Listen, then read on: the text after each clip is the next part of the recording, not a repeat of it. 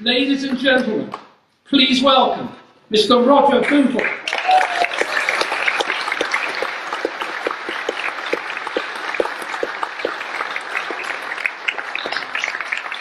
Well, thank you very much for that splendid introduction. I'm a bit embarrassed.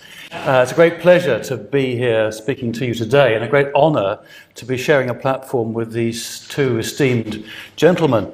You heard in the introduction that I established capital economics in 1999. That's right. In fact, capital economics shares a birthday with the euro, ironically. They said capital economics was bound to fail. They got that one wrong. Dare I say it, they also got the euro wrong as well. Now, of course, I'm an economist, and so I'm going to speak to you mainly about economic matters. I'm going to talk about the WTO, customs union, single market, and I'm going to conclude with a few words about Europe in the world. But I thought I would begin with just one remark about matters political, although it touches on matters economic, something very dear to my heart. If you listened to the BBC, particularly the BBC, but also read accounts of this burning issue in the various media outlets, you'd get the impression that Brexit was really about such matters as integrated supply chains. I am fed up with so many business people apparently taking over this issue, or trying to take it over, as though the apparent interests of their own businesses, short-term apparent interests, somehow trumped everything else.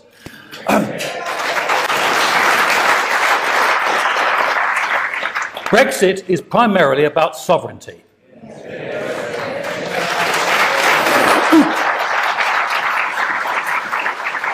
And the economic issues, important though they are, frankly, are subsidiary to that. If we get our sovereignty back, then we will also get control over various ultra-important economic issues. But that's the way to look at it. It shouldn't be the head of XYZ motor manufacturing plant who dictates to this country our political arrangements. It should be the British people.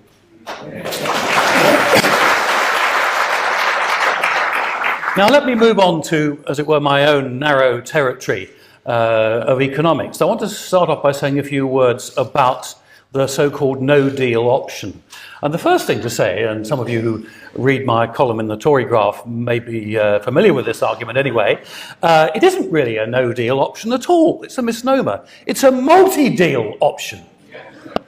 And the multi-deals are, first of all, a set of side arrangements and agreements about a whole range of things, which have already begun, by the way. There was an announcement just the other day of Spain being prepared to agree the voting rights of British citizens in Spain, and we would do the same for them. A whole series of agreements, which, quite frankly, we ought to have been setting out to arrange and to do right from the very beginning, rather than pursuing this absolutely mad and bonkers withdrawal agreement that Mrs. May, I'm afraid, was seduced by.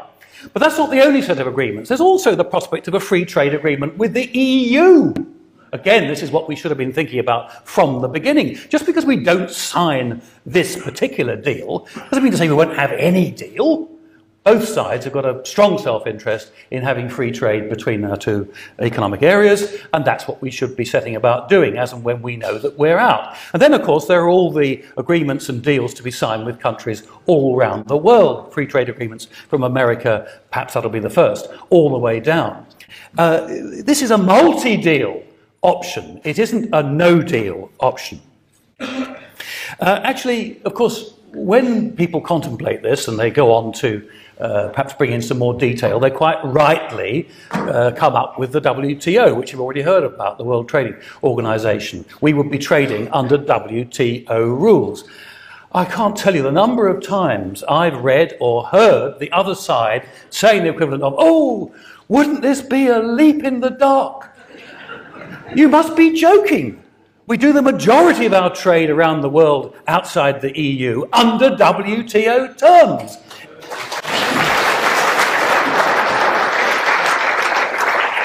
Far from being a leap into the dark, it would be a leap into the familiar. Now, the customs union, as and when we leave without a deal, we're leaving the customs union and leaving the single market. Let's try and unpick what this involves. If we leave the customs union, of course, some people remarkably want to stay in the customs union. I can't think why.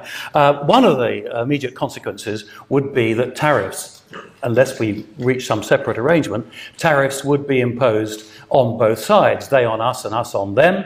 And under WTO rules, we would be obliged to impose the same tariffs, or at least no higher tariffs on them, that we impose on imports from the rest of the world. So we can assume, I think as a first guess, that we would end up imposing the current common European tariffs, which are for manufactured goods somewhere in the range 3 to 4% on average, although they do vary quite a lot. And similarly, they would impose those tariffs on us. Now, we're invited by some people to imagine that this is a complete disaster. 3 to 4%. Honestly, the currency markets make moves of that magnitude regularly, one week after the other, and then reverse the move. And in any case, we've had a massive fall in the pound since the referendum vote in 2016. I really cannot believe that if we do end up imposing tariffs of that magnitude, it's going to have a major impact. In fact, we could perhaps end up not imposing tariffs at all.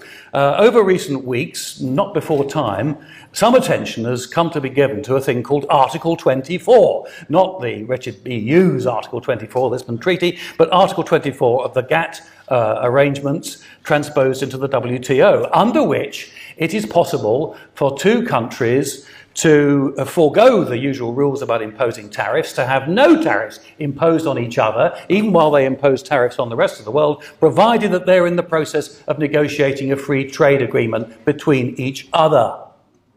Now, it seems to me, there's a lot of detail to be worked out here as to whether it would be feasible between our two parties, but actually I think there's a good chance that it would be. Isn't this a much more attractive and profitable route to have gone down than Mrs. May's ghastly withdrawal agreement?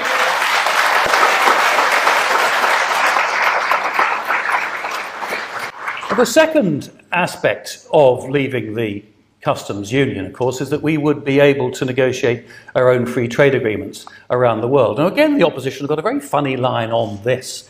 So often I hear the argument, oh gosh, we'd be all on our own. We wouldn't be able to survive without the EU. The EU's got all this clout. Oh dear. Well, it's true that the EU does have clout, but as in every other aspect of life, clout isn't everything.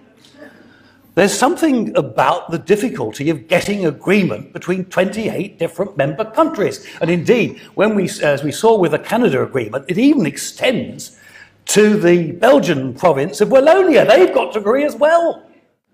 The simple fact of the matter is, and this is the result of work done by a remarkable chap called Michael Burridge, who's associated with Economists for Free Trade, it's quite clear that the record of the EU at securing free trade agreements is appalling.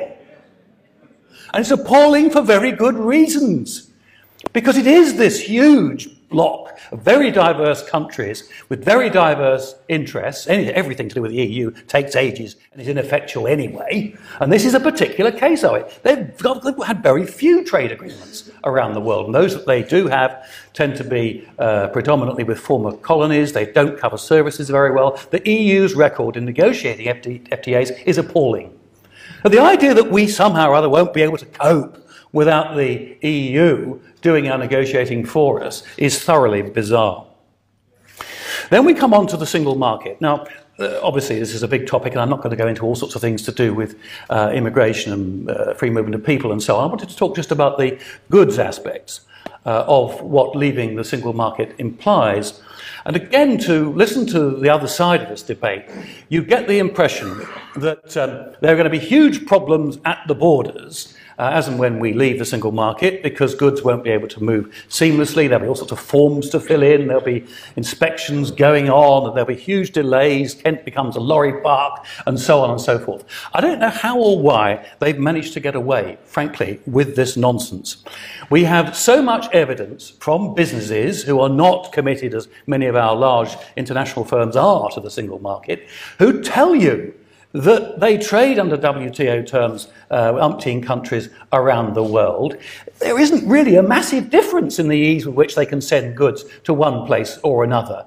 Border frictions, massively overdone. I think we've all been, or rather they've been, watching too many old Second World War movies where, you know, sort of lorries covered into tarpaulin, you know, approach the border and they're chaps in uniforms with guns and, you know, hidden in the back under some sort of another tarpaulin as the spy or the soldier or whatever, and desperately important they shouldn't be found, and the guard sort of prods this thing, with a bayonet. He carries on prodding and inspects everything to make sure no one's in there, and about an hour later, to great relief, the lorry passes through. This is all baloney. International trade doesn't work that way. It's all done before the event, electronically. And the notion that, given goodwill on both sides, we're going to have massive delays at the borders is really complete and utter nonsense. And of course we have the evidence of the ports of Calais and Boulogne, who've said as much. They've said there's not going to be any problem, by the way. We're prepared for it. We've done all that's necessary. As far as we're concerned, we want the trade to continue, and the goods are going to whiz through just as they do now. But there's actually a bit of macro evidence that I think is pretty important on this issue. And again, the other side so rarely pay attention to this. And it's two-edged, really. First of all, if the single market was this wonderful thing, the loss of which would have such dire consequences, can someone please explain why the single market has not launched a wave of prosperity across Europe? Why are the likes of Italy and Greece not, transported into prosperity by having all their lorries able to whiz through the borders? The evidence seems to be that, certain other things might count for really rather a lot. And these so-called frictionless borders, nice though they might be to have, don't really amount to a great deal. And the second bit of evidence, which I think is in many ways more impressive, again it comes from Michael Burridge, is that if you look at the performance of countries outside the single market, all around the world, all of them, the United States, Singapore, Korea, all that lot, exporting into the single market, do you know they're pretty good at it? They export large amounts into the single market. And indeed, the rate of increase of exports by those countries into the single market is greater than the average of single market members to other single market members. Those pesky borders, frictions, somehow or other, those countries around the world have managed to overcome those difficulties. And indeed, I'm sure we would. Which also connects with integrated supply chains, where I started. There are, of course, businesses in this country that operate integrated supply chains, and I've no doubt at the margin things will be a little more difficult once we've left the single market. I don't want to pretend otherwise. But the question is, how important is this? If you listen to the other side in this debate, you get the impression that integrated supply chains only exist on the territory of the EU. No doubt, given leave and permission and encouragement by the great European Commission. Well, I've got news for them. Funny enough, there are integrated supply chains operating all over Asia, over North and South America, and indeed across the whole world. And funny enough, they cross monetary barriers, customs barriers, tariff barriers, heaven knows what. The notion that we can't have integrated supply chains because we've left the EU is another complete and total myth. I'm tempted to ask, I'm often tempted to ask, these things seem so clear to me, and I guess they seem clear to many of you. What is it that separates us from them? What do the others believe that makes them think that it would be such a disaster? So many of them sincerely do, to leave the EU. And I think there are two sorts of reasons, really. The first is straightforwardly economic. That's to say that they mistakenly think that the EU is a great success story, and out on our own we would be floundering. I do wish they would look at the facts, because the facts are that although when we joined the EU initially, it wasn't called that then, of course, in 1973, the EU was a great relative success story relative to us and relative to many other parts of the world as well. It is no longer a success story. It is a slow growth area. It hasn't done well at all. Most recently because of the euro, that idiotic idea, but also before that and continuing afterwards because of the way that the EU operates. Intensely bureaucratic, desperately keen to integrate and harmonise. That's what it thinks the roots of economic success are. Integration and harmonisation. I wonder what dear old Lee Kuan Yew would have made of that. So they don't know the facts. And they also don't understand the arguments. So many of our political class haven't got a clue, in my view, there are certain honourable exceptions, about matters economic. There is a second reason, though, why they take a different view, and in many ways it's more disturbing, I think. It's that they don't like the nation state. They really don't like the nation state. They think They think that the origin of so much that's wrong in the world lies with the nation state, and they particularly don't like our nation state.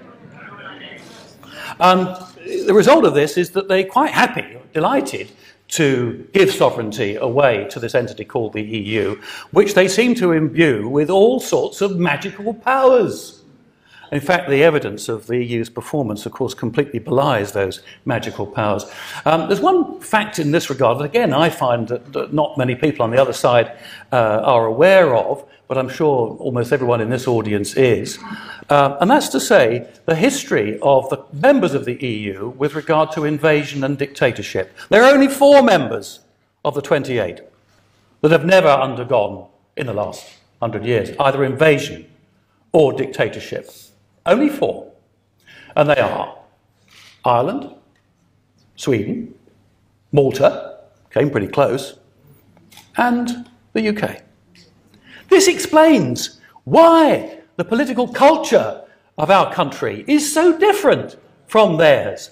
They're quite happy to relinquish their identity and their institutions, because in living memory, their institutions have failed, and their identity has been bound up with failure and horror and terror, not of their own doing. Our history is different, and we are different. Now, this group of people on the other side, who I think so often get things badly wrong economically and have this overarching vision against the nation state, against our nation state, and in favour of that entity inching as it is towards a federal super state. They have an appalling record of getting things wrong. I'm often asked by incredulous people, sometimes the BBC, oh, how come you're so confident about what you're saying? You know, the Treasury, the Bank of England, the OECD, the IMF, Uncle Contobly, they all say something different, the opposite to you. And I reply, yes, I know, that's precisely why I'm so confident.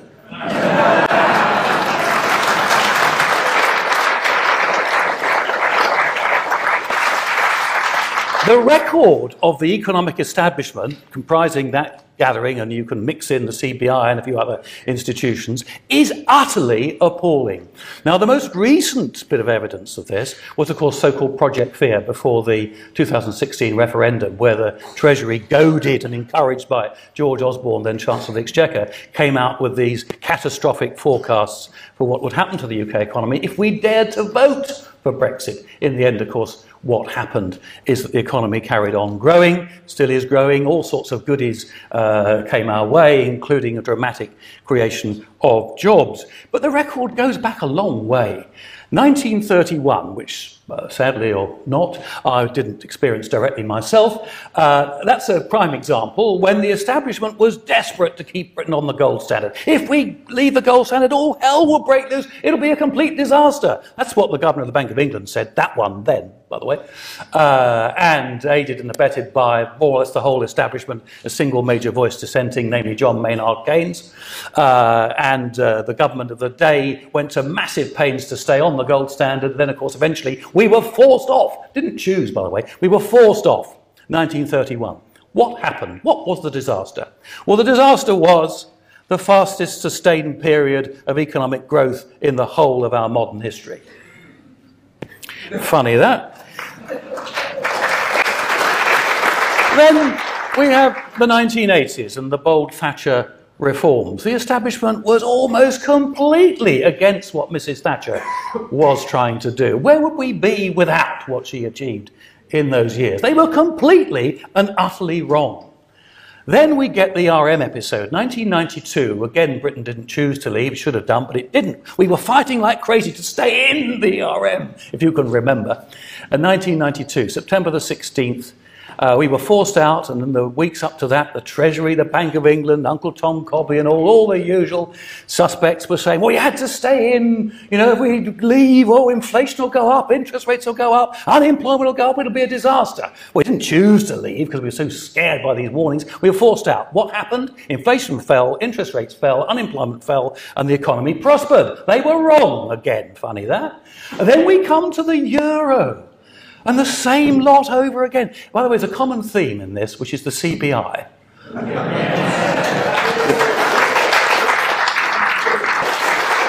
In the markets which I used to work in, obviously it's wonderful to have a forecaster or a fund manager or someone who you can rely on always to get things right. But it's actually, I think it's equally valuable to have one who always gets things wrong. And you just do the opposite. Well, the CPI is the equivalent of this. Whatever they pronounce on, my working assumption is that's 180 degrees wrong, let's do the opposite.